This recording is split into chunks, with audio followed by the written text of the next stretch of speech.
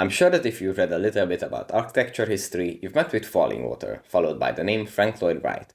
It's not a surprise at all that you saw these two together. Wright was, in my opinion, America's greatest architect, and Fallingwater his masterpiece. But before I talk about the design, let's take a look at its backstory. It all begins with Edgar J. Kaufman and his wife Lillian, whose only child Edgar Jr. became the catalyst for his father's relationship with Wright. The Kaufmans lived in La Tourelle, a French Norman estate in Fox-Chapelle designed in 1923 by Pittsburgh architect Benno Hansen. However, the family also owned a remote property outside Pittsburgh, a small cabin near a waterfall, which was used as a summer retreat. When this cabin deteriorated, Kaufman contacted Wright.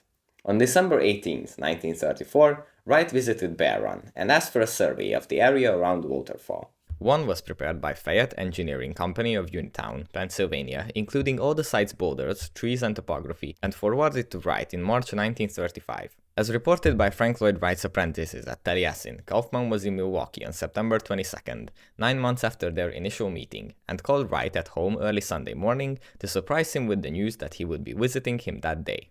Wright had told Kaufman in earlier communications that he had been working on the plans but had not actually drawn anything. After breakfast, amid a group of very nervous apprentices, Wright calmly drew the plans in the 2 hours it took Kaufman to drive to Taliesin, in the meanwhile talking about how the spaces are going to be used, linking form to function.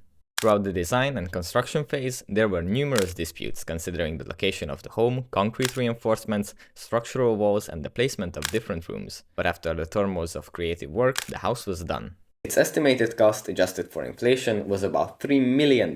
Now let's take a look at the design. Just like in his other works, Wright dominates the design with horizontal elements, giving the house a stable, calm, harmonious aura.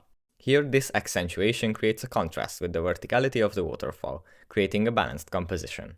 Both the materials and the colors are limited at Fallingwater. Wright only used stones from a local quarry, concrete and steel to create his late masterpiece. The colors are earthen, light ochre for the concrete and Cherokee red for the steel elements. This muted palette fits into the scenery beautifully, sticking to Wright's idea that when you design a home, it has to make the site more beautiful than it was before. As with his other designs, Wright paid very close attention to the genus loci when approaching this project. The rumbling of the waterfall dominating the milieu, the proximity of nature, the trees and the rocks had to be embraced. This, and the importance of the connection between man and nature, is the reason why there are very tight corridors and low ceilings encouraging movement towards the communal spaces and the forest, and large windows breaking the border between inside and outside, creating a feeling of being in nature but you are still sheltered, safe from all the dangers that the unknown presents.